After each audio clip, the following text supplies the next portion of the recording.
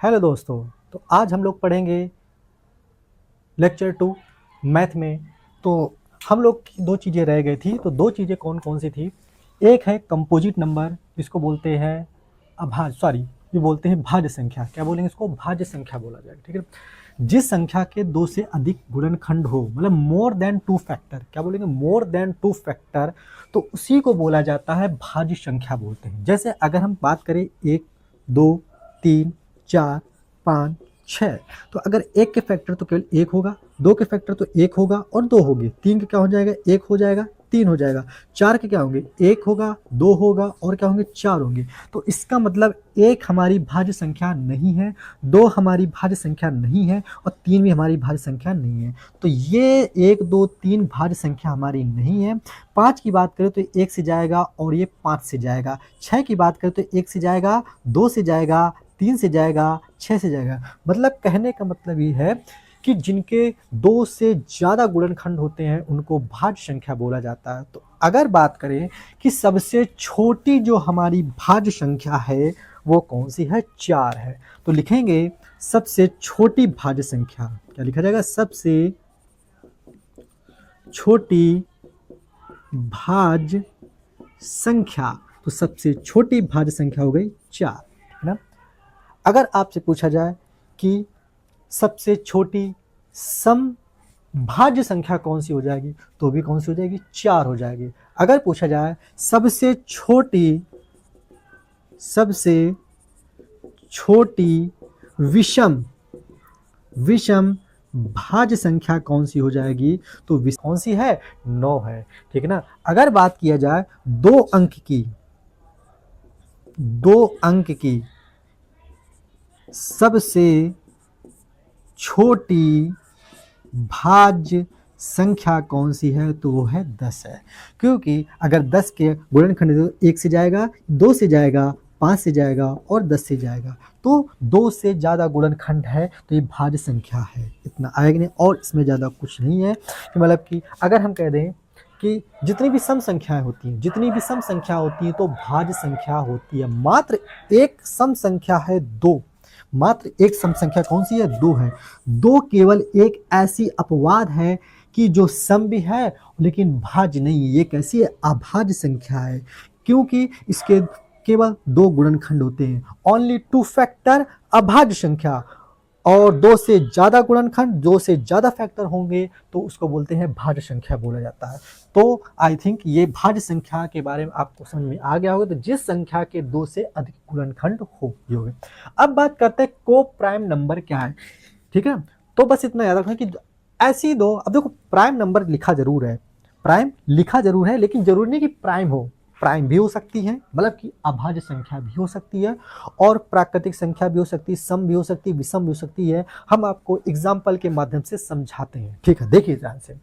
हमने लिखा है कि दो प्राकृतिक या प्राकृतिक संख्या मतलब नेचुरल नंबर जिनका एचसीएफ मतलब हाईएस्ट कॉमन फैक्टर, ये हम लोग अभी आगे पढ़ेंगे। हाईएस्ट कॉमन फैक्टर जिनका एचसीएफ एक होता है। जैसे हमने कह दिया कि 2,3, ठीक है ना, 2,3। तो बताओ इनमें कोई कॉमन है? तो बोलोगे इसमें कुछ भी कॉमन नहीं है। तो बताओ इसमें क्या जाएगा? केवल एक हो जाएगा। क्या हो जाएगा? एक कॉमन आएगा तो ये हो जाएगी को प्राइम नंबर हो जाएगी।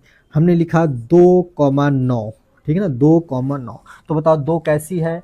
अभाज्य संख्या। नौ कैसी है? भाज्य संख्या है। लेकिन इनमें कुछ भी कॉमन नहीं है। अगर दो संख्याओं में कोई प्राकृतिक संख्या है, दो प्राकृतिक संख्या, उनमें कुछ भी कॉमन नहीं आता है तो उनको सह अभाज्य संख्या बोला जाता है। तो इसमें कुछ भी कॉमन नहीं तो क्या आ जाएगा? इनका एचसीएफ एक हो जाएगा। हमने कह दिया 25 और 26। बताओ तो बेटा 25 जो है, 25 तो ये अपना भाज्य संख्या है, कंपोजिट नंबर है।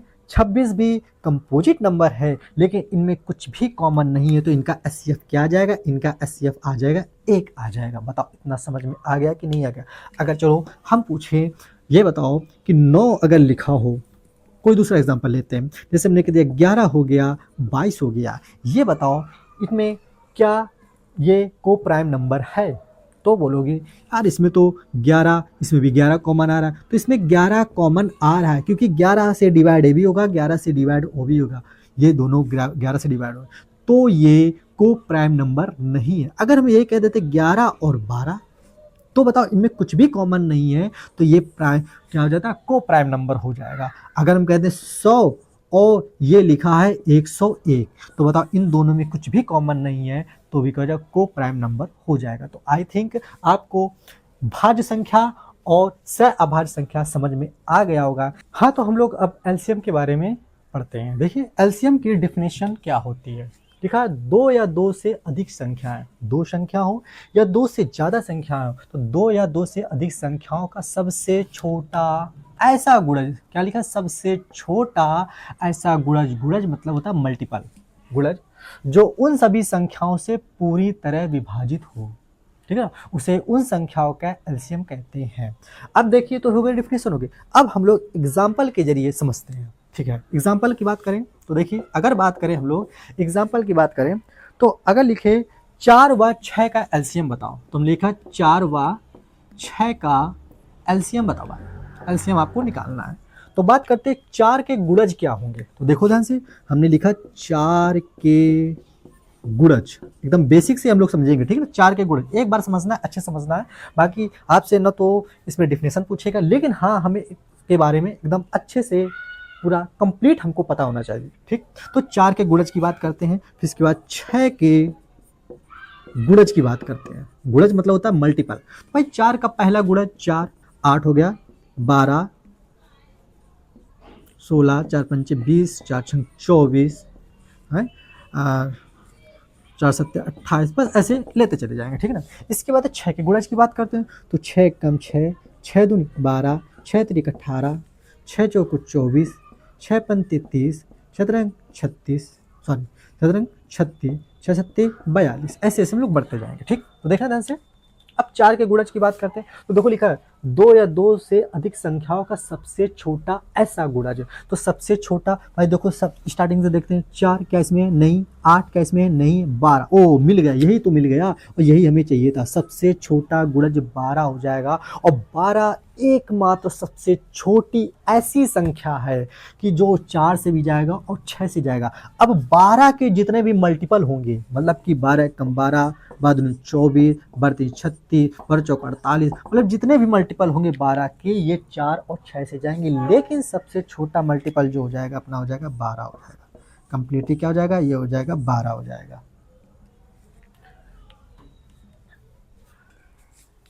अब हम लोग बात करते हैं आगे एलसीएम के प्रकार, मतलब कि कितने तरीके से हम लोग एलसीएम निकाल सकते हैं। तो हम लोग यहाँ पढ़ेंगे दो तरीके कौन से हो गए, एक हो गया अभाज्य गुणनखंड विधि और दूसरा हो गया भाग विधि। चलो एग्जांपल लेते हैं, जैसे हमने कह दिया 12 और 18 के एलसीएम निकालना, 12 और 18 का एलसीएम निकालना है। तो कैसे निकालेंगे भाई, देखो गुणनखंड विधि, अभाज्य संख्या से गुणनखंड करना है तो फैक्टर करना, तो 12 के फैक्टर करो, 12 का फैक्टर किया, 2 से गया 6, 2 से गया 3 और 3 से गया 1। उसी तरीके से 18 के फैक्टर किया हमने, तो 18 2 से किया 9, 3 से किया 3 आ गया और 3 से किया 1 आ गया, ठीक है ना। तो अब देखते हैं आगे, देखो हम लोग 12 को कैसे लिख सकते हैं। 12 को लिखा जा सकता है 2 गुणे 2 गुणे 3, तो 2 गुणे 2 गुणे 3 तो लिख सकते हैं 2 की पावर 2 इंटू 3। 18 को कैसे लिख सकते हैं, तो इसको लिख सकते हैं 2 गुणे 3 गुणे 3, तो हो जाएगा 2 गुणे 3 की पावर 2, ये हो जाएगा। एलसीएम में क्या करेंगे, तो जो सबसे ज़्यादा हाईएस्ट पावर है वो लेना है। तो देखो 2 की पावर 2 है और 2 की पावर 1 है, अगर पावर कुछ नहीं लगी तो 1 मान लेते हैं, पावर कुछ नहीं लगी तो 1 मान लेंगे। 2 की पावर 2 है और 2 की पावर 1 है, तो इसमें हाईएस्ट कौन है, मतलब कि ज़्यादा पावर कौन है, तो लिखोगे 2 की पावर 2 है इनटू, ठीक। अब इन दोनों में देखना, ये देखेंगे और ये देखेंगे, 3 की पावर 2 है और 3 की पावर 1 है, तो हम लोग लेंगे 3 की पावर 2 लिया जाएगा। 2 की पावर 2 4 हो जाएगा और ये कितना हो जाएगा 9 हो जाएगा, तो हो जाएगा 9 चौको 36, तो इसका एलसीएम क्या आ जाएगा 36 आ जाएगा। अब देखो संख्या आई है, 12 का डिवाइड करेंगे 36 जाएगा, 18 का डिवाइड 36 में करेंगे जाएगा, तो सबसे छोटी यही संख्या है जो 12 से भी डिवाइड है और 18 से भी डिवाइड है, ठीक। आगे देखते हैं, अब बात करते हैं भाग विधि। भाग विधि में क्या करेंगे, एलसीएम जो होती है भाग विधि में, तो दोनों को साथ में ले लो भाग विधि में, दोनों को साथ ले लो भाग विधि में। क्या करेंगे तो देखो, इसको अभाज्य गुणनखंड विधि क्यों बोलते हैं, क्योंकि दो कैसी संख्या अभाज्य संख्या, तीन कैसी संख्या अभाज्य, मतलब कि फैक्टर करने हैं तो अभाज्य संख्याओं से ही फैक्टर करने हैं। दो अभाज्य है, तीन अभाज्य है, तीन अभाज्य, अभाज्य संख्याओं से ही फैक्टर करने हैं। अब बात करते हैं भाग विधि। चलो 2 से डिवाइड किया 6, 2 से डिवाइड किया 9, जब हम लोग करेंगे जब तक 1 नहीं आ जाता। फिर देखो 2 से डिवाइड किया 3, आ गया 9, फिर 3 से डिवाइड किया आ गया 1 और ये आ जाएगा 3। फिर देखो 3 से डिवाइड किया, ये तो 1 ही है, 3 से डिवाइड कर दिया 1 है और ये कितना हो जाएगा 1 हो जाएगा। अब देखो भाग विधि, अब जो लिखा है उनको लिख लो साथ में, तो हो जाएगा 2 गुणे 2 गुणे 3 गुणे 3, 2 दूनी 4 और 3 त्रिका 9, 9 चौको 36। जो भी तरीका यूज करना है कर सकते हैं, लेकिन दोनों तरीकों से हमारा आंसर सेम आएगा। तो अभाज्य गुणनखंड विधि ये वाला तरीका हो गया और भाग विधि ये तरीका हो गया। ठीक, पूछा जाता है कि अभाज्य गुणनखंड विधि से एलसीएम निकालो, भाग विधि से एलसीएम निकालो, ये दोनों तरीके आ गए। ठीक, आगे हम लोग बढ़ते हैं, अब पढ़ेंगे एचसीएफ के बारे में। नेक्स्ट हम लोग पढ़ेंगे एचसीएफ के बारे में। एचसीएफ का फुल फॉर्म क्या होता है, हाईएस्ट कॉमन फैक्टर, या फिर यहाँ हाई भी लिख सकते हैं, हाई कॉमन फैक्टर, लेकिन ज़्यादातर हाईएस्ट कॉमन फैक्टर, महत्तम समापवर्तक। समापवर्तक का मतलब होता है गुणनखंड, समापवर्त का मतलब था गुणज, गुणज मतलब मल्टीपल, समापवर्तक का मतलब हो जाएगा गुणनखंड हो जाएगा, ये हो गया फैक्टर। अब देखो लिखा 2 या 2 से अधिक संख्याओं का सबसे बड़ा, एलसीएम में क्या था सबसे छोटा, इसमें क्या है सबसे बड़ा ऐसा गुणनखंड जो उन सभी संख्याओं को पूरी तरह विभाजित कर, मतलब कि जिन संख्याओं का एचसीएफ निकालते हैं तो एचसीएफ निकालने के बाद जो संख्या आती है तो वह संख्या जो आई है, तो जिनका एचसीएफ निकाला उनसे उन संख्याओं में डिवाइड चला जाए, भाग चला जाए, तो उसको एचसीएफ बोला जाता है। एग्जाम्पल सेम लेंगे, क्या लेंगे 12 और 18 का एचसीएफ बताओ। चलो बात करते हैं, एग्जाम्पल के तौर पर लिया जाएगा 12 और 18 का एचसीएफ निकालना है। ठीक है ना, 12 और 18 का एचसीएफ निकालना है। तो बात करते हैं भाई 12 के जो गुणनखंड होंगे क्या होंगे, देखो ध्यान से, 12 के गुणनखंड, उसमें हम लोग गुणज निकाले, इसमें गुणनखंड 12 के गुणनखंड, ठीक ये निकालना है। 18 के गुणनखंड निकालना है, ये निकालना। अच्छा बताओ 12 किससे जाएगा, देखो 12 1 से जाएगा, 12 2 से भी जाएगा, 12 3 से भी जाएगा, ये 4 से भी जाएगा, ये 6 से भी जाएगा, ये 12 से भी जाएगा। 12 के बाद ये कोई भी संख्या ऐसी नहीं है जिससे 12 चला जाए। क्या 24 से 12 जाएगा, नहीं, 24 12 से जाता है, ना कि 12 24 से चला जाएगा। ठीक, इसके बाद 18 की बात करते हैं तो 1 से जाएगा, 2 से जाएगा, 3 से जाएगा, 4 से नहीं जाएगा, 5 से नहीं जाएगा, 6 से जाएगा, इसके बाद ये 9 से जाएगा और इसके बाद 18 से जाएगा।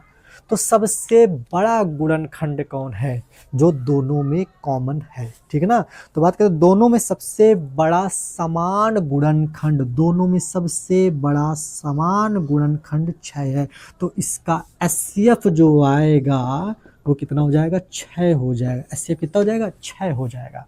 ठीक, ये हो गए। अब हम लोग बात करते हैं एचसीएफ के जो प्रकार है, एचसीएफ के प्रकार मतलब टाइप की बात करते हैं। नेक्स्ट पढ़ेंगे एचसीएफ के प्रकार के। अब हम लोग बात करेंगे एचसीएफ के टाइप की, एचसीएफ कितने तरह से निकाल सकते हैं देखते हैं, एग्जांपल के थ्रू समझेंगे भाई। अगर हम लोग 12 और 18 का टारगेट लें कि भाई 12 और 18 का हमें एचसीएफ निकालना है, तो 12 18 का एचसीएफ निकालना है गुणनखंड विधि से। तो गुणनखंड विधि करेंगे, देखो अभी ठीक पहले हमने एग्जाम्पल बताया था तो वो गुणनखंड विधि ही बताया था, अभाज्य गुणनखंड विधि और भाग विधि। तो देखते हैं गुणनखंड विधि, तो देखते हैं 12 के गुणनखंड बताओ क्या होंगे, तो बोलोगे 1 से जाएगा फैक्टर, 2 से जाएगा, 3 से जाएगा और 4 से जाएगा, 6 से जाएगा और ये 12 से जाएगा। अब बात करते हैं 18 के गुणनखंड, आप बताइए तो 18 किससे जाएगा, 1 से जाएगा, 2 से जाएगा, 3 से जाएगा और ये 6 से जाएगा, 9 से जाएगा और ये 12 से जाएगा। तो सबसे बड़ा गुणनखंड, इसमें सबसे बड़ा गुणनखंड जो दोनों में समान है, तो सबसे बड़ा गुणनखंड दोनों समान। भैया ये तो छोटा है, ये समान तो लेकिन छोटा है, ये समान है लेकिन छोटा है, लेकिन ये वाला जो गुणनखंड है ये सबसे बड़ा है। सॉरी, ये यहाँ पर 18 होगा, 12 नहीं होगा, 18 होगा। ठीक, इतना हो गया। अब बात करते हैं अभाज्य गुणनखंड विधि से कैसे निकालेंगे। देखना ध्यान से, अभाज्य गुणनखंड विधि तो 12 के फैक्टर करो अभाज्य विधि से, 2 6 2 3 2 सॉरी 3 1, 18 के किया, 2 से जाएगा 9, 3 से जाएगा 3, 3 से गया 1 12। तो अब हम लोग 12 को कैसे लिखेंगे, देखो ध्यान से, 12 को 2 गुणे 2 गुणे 3 तो लिख सकते हैं 2 की पावर 2, या ऐसे लिखा रहने दो। ठीक, ऐसे लिखा रहने दो। ठीक, इसके बाद 18 की बात करते हैं तो 2 गुणे 3 गुणे 3 लिख दिया। अब इन दोनों में जो कॉमन होगा वही लिया जाएगा। एलसीएम में क्या था, जो कॉमन था वो तो लिए गया था, और जो नहीं था वो भी लिया गया था उसमें। तो इसमें कॉमन क्या, तो भैया 2 कॉमन है, ठीक है ना, पेयर में, ठीक है ना, 2 कॉमन है तो एक केवल 2 लिखा, इसमें से 2 इसमें तो है, इसमें नहीं है, कॉमन नहीं लेंगे। 3 इसमें भी है, 3 इसमें भी है, तो जो दोनों में होगा वही लिया जाएगा। तो कितना हो जाएगा, 3 गुणे 3 कितना हो जाएगा, 6 हो जाएगा। तो बताओ सेम आया, चाहे जो विधि से निकालोगे एचसीएफ सेम आएगा। तो इसका भी कितना आया था हमारा, इसका भी एचसीएफ कितना आया था, एचसीएफ इसका कितना आया था, 6 आया था, और इस वाले का एचसीएफ कितना आया, 6 आया। अब भाग विधि से निकालते हैं। तो भाग विधि से एक चीज ये ध्यान रखना है, भाग विधि से एक चीज ये ध्यान रखना है कि जो छोटी संख्या होगी बड़ी संख्या में डिवाइड करेंगे। ठीक है ना, कैसे करेंगे देखो एग्जांपल के जरिए समझ में। तो छोटी संख्या हमारी 12 है, बड़ी संख्या 18, कितने बार गया, एक बार गया, तो हो जाएगा 12 कम 12, बचा कितना 6। अब 6 बचा, यहाँ पर शेष कितना आना चाहिए, शेष यहाँ पर 0 आना चाहिए। ठीक है ना, शेष यहाँ पर कितना 0 आना चाहिए। अब देखा हमने जिससे डिवाइड किया तो फिर इसको एक बार डिवाइड कर दो, तो हमने 12, ये पूरा पूरा चला गया, यहाँ पर कुछ नहीं आया, 0 आ गया। तो इसका मतलब जो 6 होगी, अब कौन सी संख्या है जिसने लास्ट में 0 दे दिया है, तो भाई ये 6 है, इसका डिवाइड 12 में किया तो इसने 0 हमें दे दिया, शेष वाला हमारा कितना गया, 0 आ गया। तो 6 वही संख्या है जो 12 में भी डिवाइड होगी, 18 में डिवाइड होगी। तो ये हो गए तीनों, मतलब कि इसके 3 टाइप हो गए, गुणनखंड विधि हो गया, अभाज्य गुणनखंड विधि हो गया, और भाग विधि हो गया। इस तरह की चीज़ें हैं। ठीक, ये हो गया। तो आई थिंक ये आपको समझ में आ गया हो, तो कमेंट करके ज़रूर बताइए। आगे हम लोग थोड़े से 2-4 एग्जाम्पल की बात करते हैं। अब हम लोग एलसीएम के कुछ एग्जाम्पल की बात करते हैं, एचसीएफ के कुछ एग्जाम्पल की बात करते हैं। तो 1-1 2-2 हम बताएंगे, तरीके बताएंगे, दोनों तरीकों से बताएंगे। इसमें भी 1-2 सवाल दोनों तरीकों से बताएंगे। तो कितना टोटल लेंगे, 1 2 3 4 5, 5 सवाल इसमें है, 1 2 3 4 5, 5 सवाल इसमें है। ठीक है, तो हम बात करेंगे 8 और 12 के गुणनखंड करेंगे, सॉरी 8 और 12 का एलसीएम निकालेंगे। तो हमने बताया था अभाज्य गुणनखंड विधि, और एक बताया था भाग विधि। तो अभाज्य गुणनखंड विधि से इसको बताते हैं। तो देखो 8 और ये 12 अभाज्य गुणनखंड विधि से करेंगे।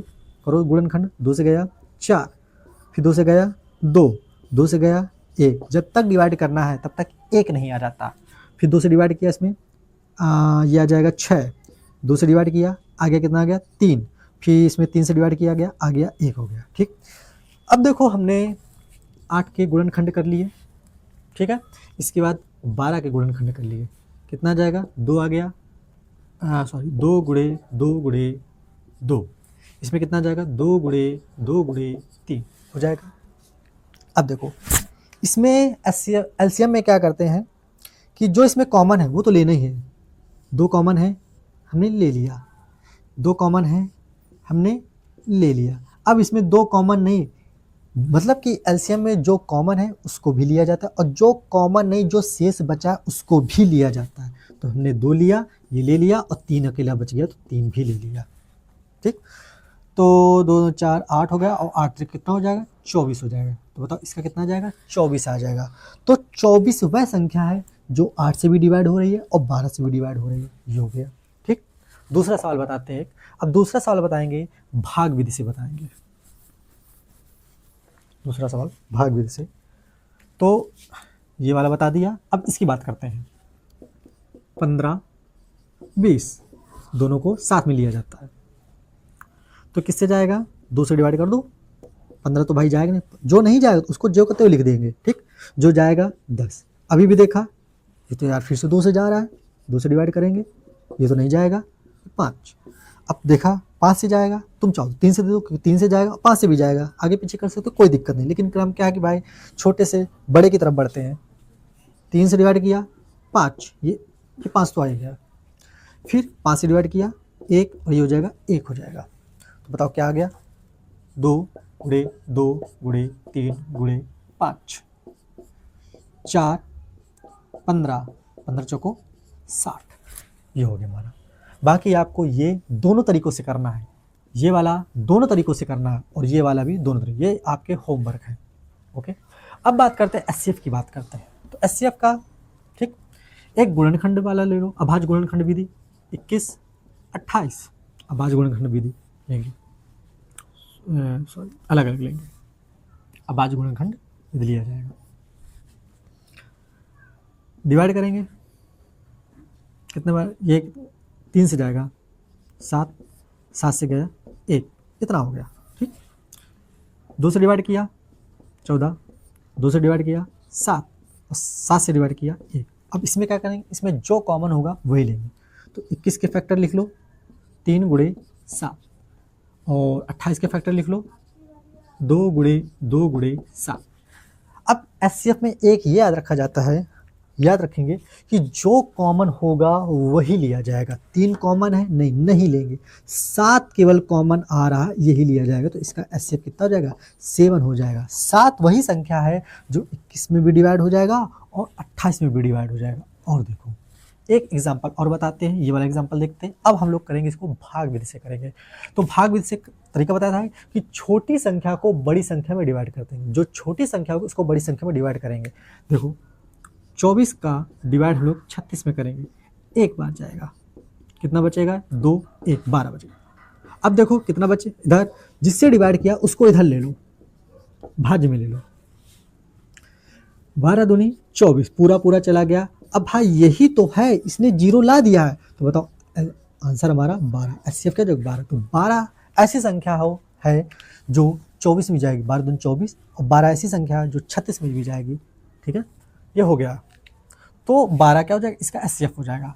अब आपको ये दोनों तरीकों से करना है, इसको दोनों तरीकों से करना है और इसको दोनों तरीकों से करना है, ठीक ना। तो ये आपको कंप्लीट करना है। तो आपको वीडियो कैसा लगा, आगे हम लोग पढ़ेंगे इसके एग्जाम्पल जो बोर्ड एग्जाम में आए हुए हैं, एग्जाम्पल पढ़ेंगे। आई होप आपको वीडियो अच्छा लगा होगा, तो सब्सक्राइब जरूर करें ताकि आपको नए से नए वीडियो की नोटिफिकेशन मिलती रहे। ओके, जय हिंद।